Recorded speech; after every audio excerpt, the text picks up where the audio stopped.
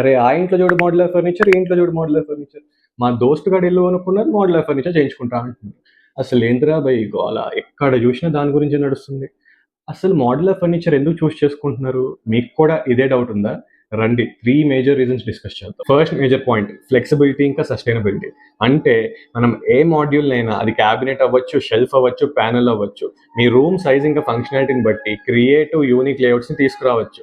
ఇంకా సస్టైనబుల్ అని ఎందుకు అంటున్నానంటే, మీకు ఏ పాయింట్ ఆఫ్ టైంలో అయినా ఏమైనా రిపేర్ లేదా అప్గ్రేడ్ చేయించుకుందాం అనుకుంటున్నారు, అది షటర్ అవ్వనివ్వండి, హ్యాండిల్ అవ్వనివ్వండి, లేదా ఫినిష్ అవ్వనివ్వండి, ఏదైనా మొత్తం యూనిట్ చేంజ్ చేసుకోకుండా జస్ట్ వాటి వరకు చేంజ్ చేసుకుంటే సరిపోతుంది.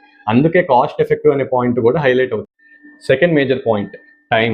మనం మోడ్యులర్ ఫర్నిచర్ని ఫ్యాక్టరీలోనే ప్రీ ఇంజనీర్డ్ ఇంకా ప్రొడక్షన్ చేయడం వల్ల మనం సైట్లో జస్ట్ ఫిట్ చేసుకుంటే సరిపోద్ది.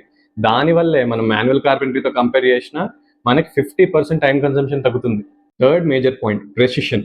మనం ఇన్ జనరల్గా క్రాఫ్ట్స్విల్లేలో జర్మన్ టెక్ మెషినరీ యూజ్ చేసి లెవెల్ యాక్యురసీతో పాటు పర్ఫెక్ట్ అలైన్మెంట్, స్మూత్ ఫిట్టింగ్స్ ఇంకా సీమ్లెస్ ఫినిషింగ్స్ని తీసుకొస్తాం. దానివల్లే డ్యూరబిలిటీ ఇంకా ఎస్థెటిక్స్ కూడా అచీవ్ అవుతాయి. మేము క్రాఫ్ట్స్విల్లేలో 2019 నుంచి ఈ 3 విషయాలు జాగ్రత్త పడుతూ మోర్ దెన్ 900 ప్రాజెక్ట్స్ని అచీవ్ చేసాం. మీకు మా గురించి ఇంకా తెలుసుకోవాలని ఉందా? అయితే నెక్స్ట్ వీడియో కోసం ఫాలో కొట్టండి.